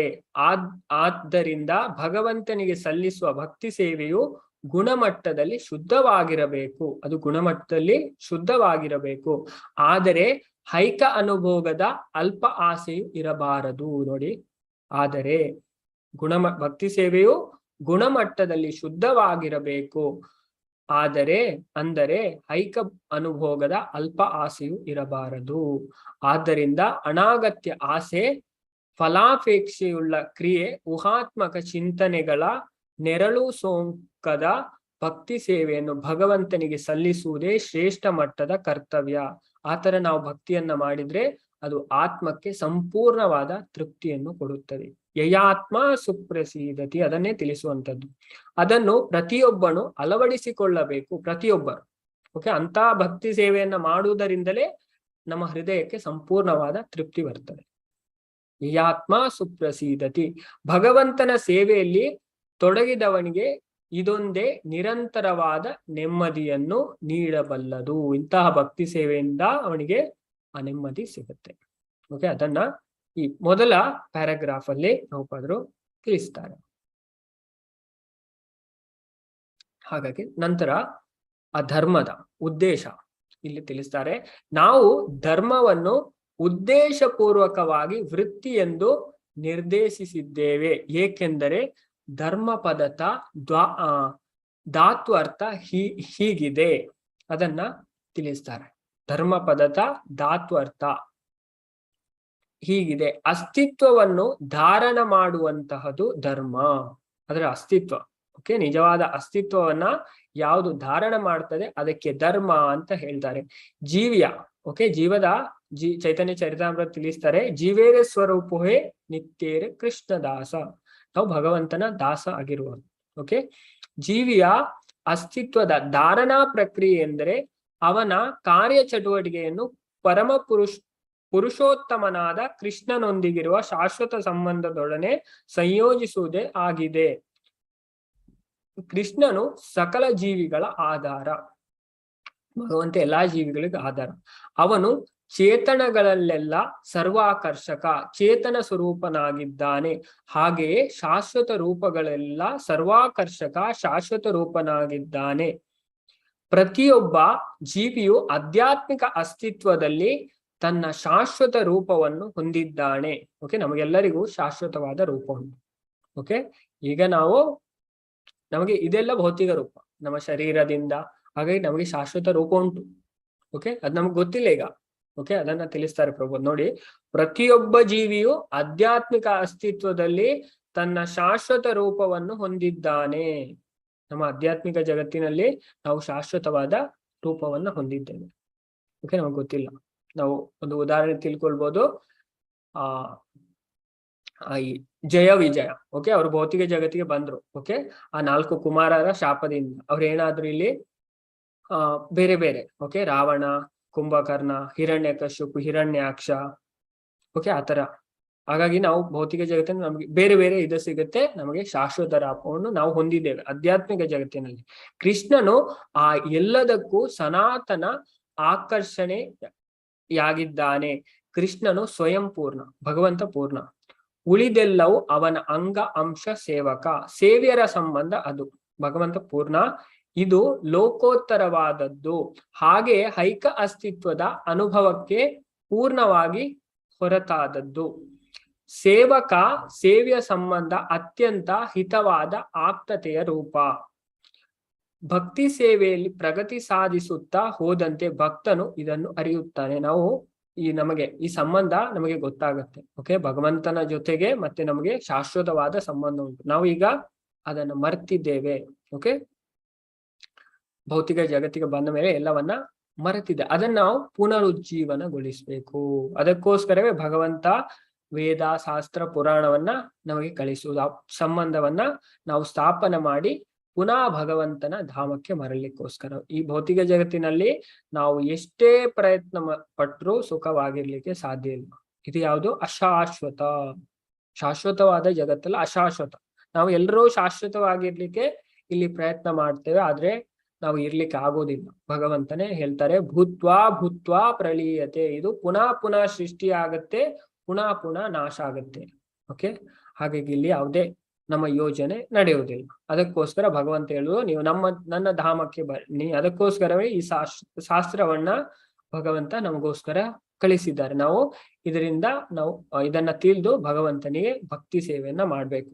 ಓಕೆ, ಇದೆಲ್ಲ ನಮಗೆ ಭಕ್ತಿ ಸೇವೆಯಲ್ಲಿ ಪ್ರಗತಿ ಸಾಧಿಸುತ್ತಾ ಹೋದಂತೆ ಭಕ್ತನು ಇದನ್ನು ಅರಿಯುತ್ತಾನೆ. ನಾವು ಭಕ್ತಿಯಲ್ಲಿ ಪ್ರಗತಿ ಸಾಧಿಸಿದಾಗೆ ನಮಗೆಲ್ಲ ಇದು ಆಟೋಮೆಟಿಕ್ ಆಗಿ ಗೊತ್ತಾಗುತ್ತೆ.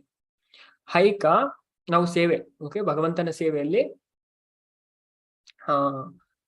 ಇದರಲ್ಲಿ ತಿಳಿಸ್ತಾರೆ ಪದ್ಮಪುರಾಣದಲ್ಲಿ. ಓಕೆ, ನಾವು ಭಗವಂತನ ಭಕ್ತಿ ಸೇವೆಯಲ್ಲಿ ಹೀಗೆ ಭೌತಿಕ ಇಂದ್ರಿಯದಿಂದ ಇದನ್ನ ನಮ್ಗೆ ಗ್ರಹಿಸ್ಲಿಕ್ಕೆ ಸೇವೋನ್ಮುಖೆಯು ಜೀವಾದೋ ಸ್ವಯಂ ಏವ ಸ್ಫುರತ್ಯವ. ಭಕ್ತಿಯಲ್ಲಿ ನಾವು ಪ್ರಗತಿ ಸಾಧಿಸಿದಾಗೆ ನಮ್ಗೆ ಇದೆಲ್ಲ ಗೊತ್ತಾಗುತ್ತೆ. ಐಕ ಅಸ್ತಿತ್ವದ ಇಂದಿನ ಸನ್ನಿವೇಶದಲ್ಲಿ ಕೂಡ ಅಲೌಕಿಕ ಪ್ರೇಮಪೂರ್ಣವೂ ಆದ ಭಗವತ್ ಸೇವೆಯಲ್ಲಿ ಪ್ರತಿಯೊಬ್ಬನು ತನ್ನನ್ನು ತೊಡಗಿಸಿಕೊಳ್ಳಬೇಕು. ಓಕೆ, ನಮ್ಮನ್ನು ಓಕೆ ಐಕ ಅಸ್ತಿತ್ವದ ಇಂದಿನ ಸನ್ನಿವೇಶದಲ್ಲಿ ನಾವು ಈಗ ತುಂಬಾ ಕಷ್ಟ ಪಡ್ತಾ ಇದ್ದೇವೆ. ಇದರಲ್ಲಿ ಭೌತಿಕ ಜನ ತುಂಬಾ ದುಃಖ ಉಂಟು. ಅದರಿಂದ ನಾವು ಬಿಡುಗಡೆ ಆಗ್ಬೇಕಾದ್ರೆ ನಾವು ಅಲೌಕಿಕ ಪೂರ್ಣವೂ ಆದ ಭಗವತ್ ಸೇವೆಯಲ್ಲಿ ಪ್ರತಿಯೊಬ್ಬನು ತನ್ನನ್ನು ತೊಡಗಿಸಿಕೊಳ್ಳಬೇಕು. ಭಗವಂತನ ಸೇವೆಯಲ್ಲಿ ಅಂದ್ರೆ ಭಗವಂತನ ಬಗ್ಗೆ ಕೇಳುವುದು, ಭಗವಂತನ ಹೆಸರನ್ನ ಹೇಳುವುದು, ಭಗವಂತನ ನಾಮ ಜಪ. ಓಕೆ, ಹೀಗೆ ನಾವು ತೊಡಗಿಸ್ಬೇಕು ನಮ್ಮನ್ನ ನಾವು. ಅದು ಕ್ರಮೇಣ ವಾಸ್ತವ ಬದುಕಿನ ಸುಳಿವನ್ನು ಕೊಡುತ್ತವೆ. ಅದರಿಂದ ನಮಗೆ ಸಾಕ್ಷಾತ್ಕಾರ ಆಗುತ್ತೆ. ನಾವು ಸೇವೆ ಮಾಡಿದಾಗೆ ನಮಗೆ ಅನುಭವವನ್ನ ಭಗವಂತ ಕೊಡ್ತಾರೆ. ಸ್ವತಃ ನಮಗೆ ಆ ಎಕ್ಸ್ಪೀರಿಯನ್ಸ್ ಆಗುತ್ತೆ. ನಾವು ಭಕ್ತಿ ಮಾಡಿದಾಗ, ಭಕ್ತಿಯಲ್ಲಿ ಮುಂದೆ ಹೋದಾಗೆ. ಅದನ್ನೇ ಪ್ರಭುಪಾದ ಇಲ್ಲಿ ತಿಳಿಸುದು. ನಾವು ಭಕ್ತಿ ಮಾಡಿದ್ರೆ ಅದರಲ್ಲಿ ಪ್ರಗತಿಯನ್ನ ಸಾಧಿಸಬಹುದು. ಭಕ್ತಿಯಲ್ಲಿ ಪ್ರಗತಿ ಸಾಧಿಸುತ್ತಾ ಹೋದಂತೆ ಭಕ್ತನು ಇದನ್ನು ಅರಿಯುತ್ತಾನೆ. ನಮಗೂ ಭಗವಂತನಿಗಿರುವ ಸಂಬಂಧವನ್ನ ಅವನು ಅರಿಯುತ್ತಾನೆ. ಓಕೆ, ಅವನ ಸಂಶಯ ಎಲ್ಲ ನಾಶ ಆಗುತ್ತೆ. ಓಕೆ, ಅಸಂಶಯಂ ಸಮಗ್ರಮ್ಮ, ಯಾವುದೇ ಸಂಶಯ ಇಲ್ಲದೆ ನಾವು ಭಗವಂತನನ್ನ ತಿಳಿದುಕೊಳ್ಬಹುದು. ಅದು ಕ್ರಮೇಣ ವಾಸ್ತವ ಬದುಕಿನ ಸುಳಿವನ್ನು ಕೊಡುತ್ತದೆ. ಪೂರ್ಣ ತೃಪ್ತಿಗಾಗಿ ಜೀವಿಯನ್ನು ಹುರಿತುಂಬಿಸುತ್ತದೆ. ಅದರಿಂದ ಆತ್ಮ ಸಂಪೂರ್ಣವಾಗಿ ತೃಪ್ತಿಯನ್ನ ಹೊಂದುತ್ತದೆ. ಯಯಾತ್ಮ ಸುಪ್ರಸೀದತಿ. ಓಕೆ, ಈ ಶ್ಲೋಕವನ್ನು ಸಹ ನೀವು ಕಲ್ತುಕೊಂಡು ಬನ್ನಿ. ಇದು ಮೊದಲು ಇನ್ನೊಂದು ಶ್ಲೋಕ ಉಂಟು, ಆ ಶ್ಲೋಕವನ್ನ ನಾವು ರಿಸೈಡ್ ಮಾಡುವ, ನಂತರ ಇದ ಅನುವಾದ ನೋಡುವ, ನಂತರ ಭಾವಾರ್ಥವನ್ನ ನಾಳೆ ನೋಡುವ. ನಾನು ಶ್ಲೋಕವನ್ನ ಓದ್ತೇನೆ. ಯಾರಿಗಾದ್ರೂ ಡೌಟ್ ಬರ್ಬೋದು. ನಾವು ನಮಗೆ ಭಕ್ತಿ ಜ್ಞಾನ ಬೇಕಾ? ಓಕೆ, ನಾವು ಭಕ್ತಿ ಮಾಡಿದ್ರೆ ಆಯ್ತು. ಈ ಶ್ಲೋಕದಿಂದ ನಮಗೆ ಗೊತ್ತಾಗುತ್ತೆ, ನಾವು ಭಗವಂತನಿಗೆ ಭಕ್ತಿ ಸೇವೆ ಮಾಡುವುದರಿಂದ ನಮಗೆ ಜ್ಞಾನವೂ ಬರುತ್ತೆ, ಈ ಭೌತಿಕ ಜಗತ್ತಿನಿಂದ ವೈರಾಗ್ಯವೂ ಬರುತ್ತೆ. ಅದನ್ನ ಈ ಶ್ಲೋಕ ಸ್ಪಷ್ಟವಾಗಿ ತಿಳಿಸ್ತದೆ. ಯಾರಿಗಾದ್ರೂ ನನಗೆ ಅಷ್ಟು ಜ್ಞಾನ ಇಲ್ಲ, ಯಾವುದಕ್ಕೂ ಹೆದರ್ಬೇಕಾದದ್ದಿಲ್ಲ, ನಾವು ಭಗವಂತನಿಗೆ ಭಕ್ತಿ ಸೇವೆಯನ್ನ ಮಾಡಿದ್ರೆ ಆಯ್ತು. ಅದನ್ನ ಈ ಶ್ಲೋಕ ತಿಳಿಸ್ತೇನೆ. ವಾಸುದೇವೇ ಭಗವತಿ ಭಕ್ತಿ ಯೋಗ ಪ್ರಯೋಜಿತ ಜನಯದ್ಯಾಸು ವೈರಾಗ್ಯಂ ಜ್ಞಾನಂ ಚಾಯದ ಹೈತುಕಂ. ವಾಸುದೇವೇ ಭಗವತಿ ಭಕ್ತಿ ಯೋಗ ಪ್ರಯೋಜಿತ ಜನಯದ್ಯಾಸು ವೈರಾಗ್ಯಂ ಜ್ಞಾನಂ ಚಾಯದ ಹೈತುಕಂ. ಎಲ್ಲರೂ ಶ್ಲೋಕವನ್ನ ಹೇಳಿ, ನಾನೆಲ್ಲರನ್ನ ಅನ್ಮ್ಯೂಟ್ ಮಾಡ್ತೇನೆ. ವಾಸುದೇವೇ ಭಗವತಿ ಯೋಗ ಪ್ರಯೋಜಿತ ಜನಯದ್ಯಾಸು ವೈರಾಗ್ಯಂ ಜ್ಞಾನಂ ಚಾಯದ ಹೈತುಕಂ. ವಾಸುದೇವೇ ಭಗವತಿ ಭಕ್ತಿ ಯೋಗ ಪ್ರಯೋಜಿತ ಜನಯದ್ಯಾಸು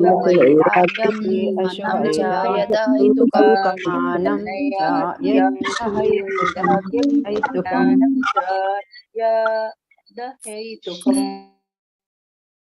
ವಾಸುದೇವೇ ಭಗವತಿ ಭಕ್ತಿ ಯೋಗ ಪ್ರಯೋಜಿತ ಜನಯತ್ಯಾಸು ವೈರಾಗ್ಯಂ ಜ್ಞಾನಂ ಚಾಯದ ಹೈತುಕಂ. ವಾಸುದೇವೇ ಶ್ರೀಕೃಷ್ಣನಿಗೆ, ಭಗವತಿ ದೇವೋತ್ತಮ ಪುರುಷನಿಗೆ ಭಕ್ತಿ ಯೋಗ ಭಕ್ತಿ ಸೇವೆಯ ಸಂಪರ್ಕ, ಪ್ರಯೋಜಿತ ಅನ್ವಯಿಸಿದ, ಜನಯತಿ ಉಂಟು ಮಾಡುತ್ತದೆ, ಆಶು ಶೀಘ್ರವಾಗಿ, ವೈರಾಗ್ಯಂ ಅನಾಸಕ್ತಿಯನ್ನು, ಜ್ಞಾನಂ ಅರಿವನ್ನು, ಚ ಮತ್ತು ಯತ್ ಯಾವುದೋ ಅದು, ಅಹೇತುಕಂ ಕಾರಣಾರಹಿತವಾದ.